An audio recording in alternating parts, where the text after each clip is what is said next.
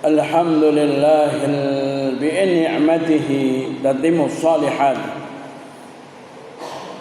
أشهد أن لا إله إلا الله وحده لا شريك له، وأشهد أن سيدنا محمدا عبده ورسوله سيد السلام. اللهم صل وسلم على سيدنا محمد وعلى آله وصحبه أجمعين وسلم تسليما كثيرا. أما بعد، فيا عباد الله رحمكم الله، أوصيني وإياكم بتقوى الله وطاعته فقد فاز المتقون. فقد قال الله تعالى جل وعلا: يا أيها الذين آمنوا اتقوا الله حق تقاته ولا تموتن إلا وأنتم مسلمون.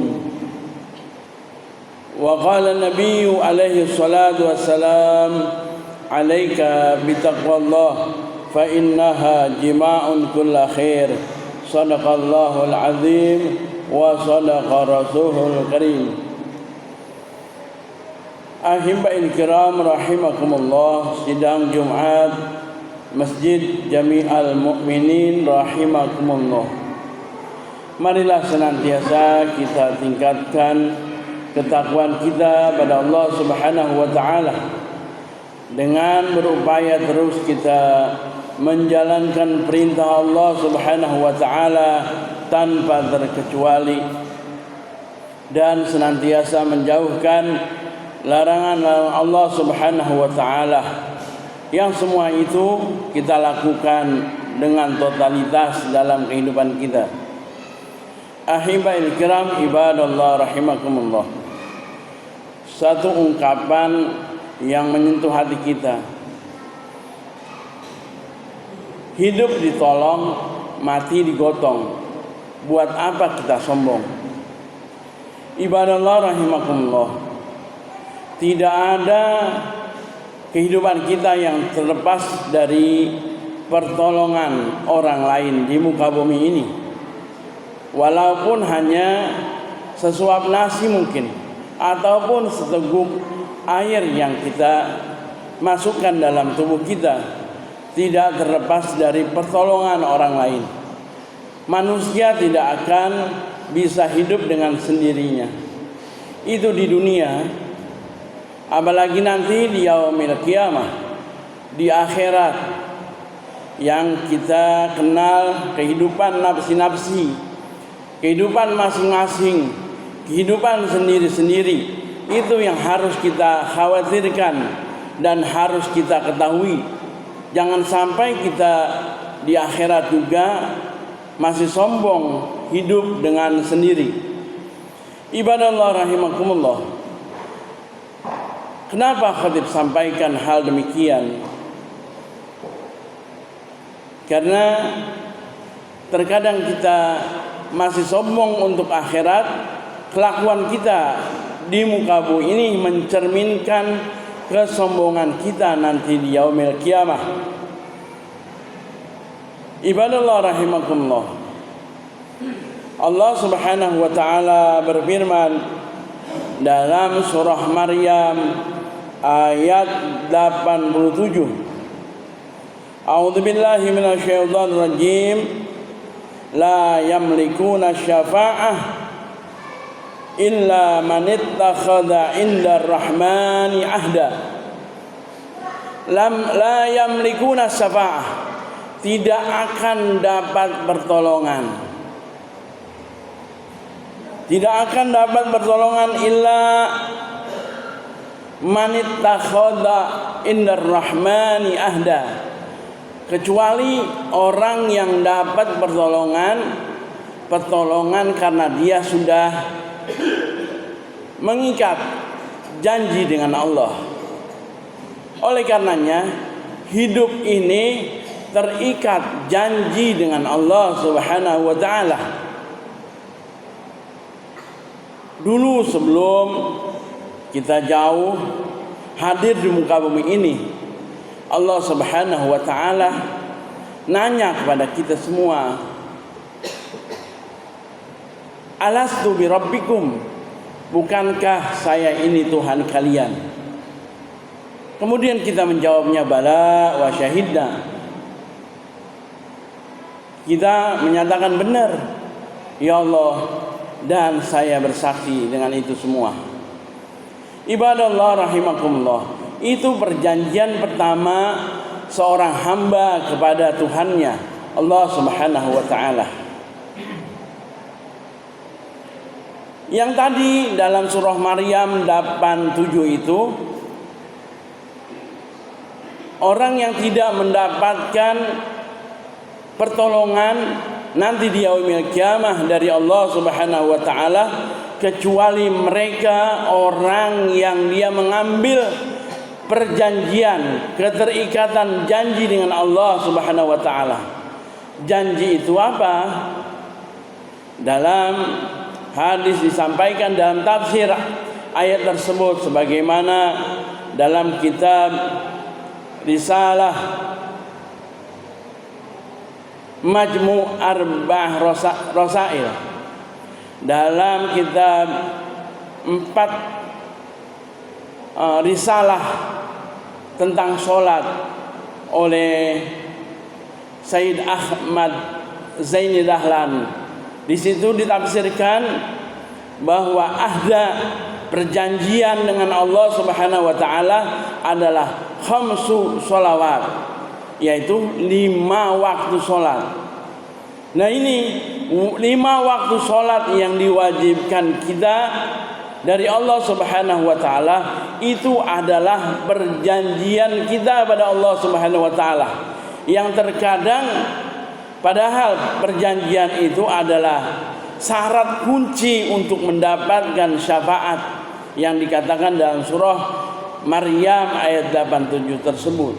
Tapi terkadang kita masih melalaikannya, masih lalai, masih lupa, masih segan, bahkan masih berani tidak melaksanakan sholat, walaupun sholat itu hanya 5 waktu sholat, hanya 17 rakaat, tidak lebih.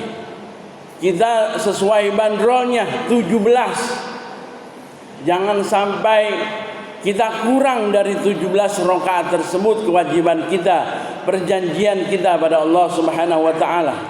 Karena seandainya masih kurang, subuh tidak melaksanakan, ataupun zuhur masih sibuk dalam kerjaan, asar masih lengoh kita karena di perjalanan, atau maghrib sudah merasa lelah, bahkan isya udah ngantuk, akhirnya kita tidak melaksanakan sholat sama sekali, maka orang tersebut tidak akan mendapatkan syafaat.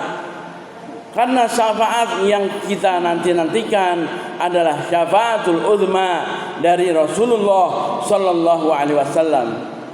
Man dzalladzi yashfa'u indahu illa bi'idnih.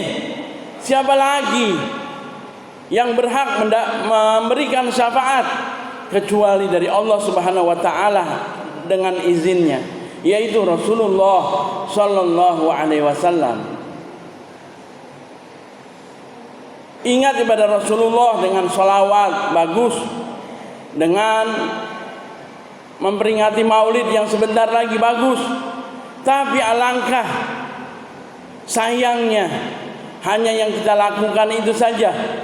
Ziarah kemana-mana, bersolawat sampai malam-malam, menghadiri maulid, tapi tidak melaksanakan sholat subuh, tapi tidak melaksanakan sholat-sholatnya, tidak akan mungkin kita akan mendapatkan pertolongan dari Rasulullah Sallallahu Alaihi Wasallam. Oleh karenanya, pesan singkat dari sang khatib pada kesempatan Jumat yang singkat ini adalah hendaknya kita jangan sampai meninggalkan sholat walaupun 1 waktu, dan bahkan jangan kita biasakan.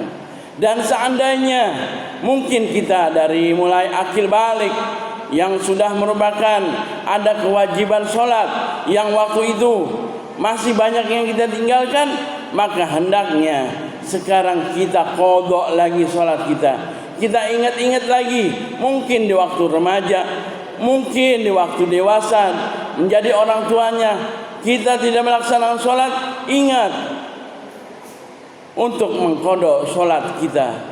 Karena janji kepada Allah Subhanahu wa taala haruslah kita tepati, dan bahkan Allah Subhanahu wa taala sendiri tidak akan pernah ingkar janji.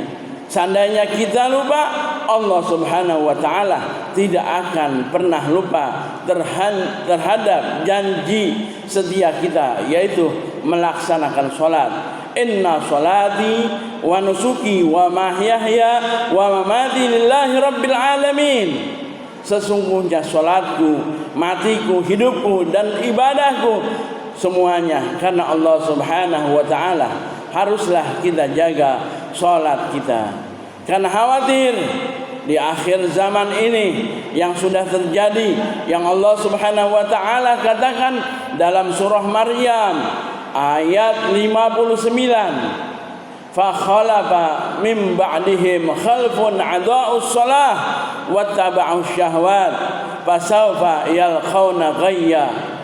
Kata Allah Subhanahu wa taala, Jibril menyampaikan kepada Sayyidina Muhammad, nanti akan datang satu generasi yang generasi tersebut melalaikan, meremehkan sholat dan hanya memperturutkan hawa nafsunya.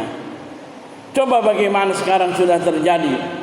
Mereka meremehkan sholat seakan-akan masa sholat lagi, baru saja tadi sholat, sekarang harus sholat lagi. Ingatlah bahwa sholat tersebut yang akan menjadikan penolong buat kita nanti di yaumil qiyamah.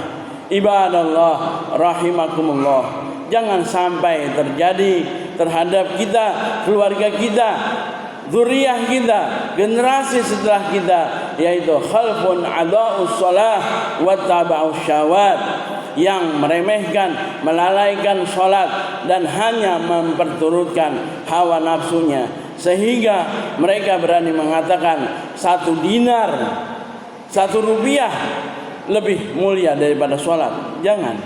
Oleh karenanya, mari kita laksanakan sholat sesuai waktunya.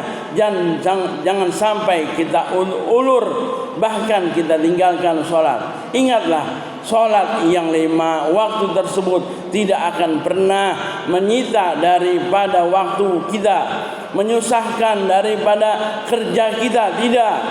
Seperti apapun kerjaan kita, seberat apapun harus kita laksanakan sholat. Sesibuk apapun kita harus menjadikan kita disiplin untuk melaksanakan sholat. Insyaallah janji Allah Subhanahu wa taala, orang-orang yang mengambil janji kepadanya yaitu melaksanakan sholat akan mendapatkan pertolongan nanti di yaumil qiyamah. Jangan hidup di dunia sudah selalu minta tolong, matinya masih digotong juga, namun kita tidak mendapatkan pertolongan yang mulia dari Rasulullah sallallahu alaihi wasallam yang diizinkan oleh Allah Subhanahu wa taala. Salat merupakan ibadah yang paling dicintai oleh Allah Subhanahu wa taala setelah pengakuan diri tauhid kepada Allah Subhanahu wa taala. Mudah-mudahan Allah Subhanahu wa taala jadikan kita, keluarga kita, zuriyah dan keturunan kita orang-orang yang menegakkan salat. Bismillahirrahmanirrahim. Wal 'ashri innal insana lafi khusrin illa alladziina aamanu wa 'amilus shalihati wa tawassaw bil haqqi wa tawassaw bis sabr. Barakallahu li wa lakum fil Qur'anil azim wa nafa'ani wa iyyakum bima fihi minal ayati wadh dzikril hakim. Aqulu qouli hadza fastaghfirullahal azim li wa lakum wa lisairil muslimin fastaghfiruhu innahu wal ghafurur rahim.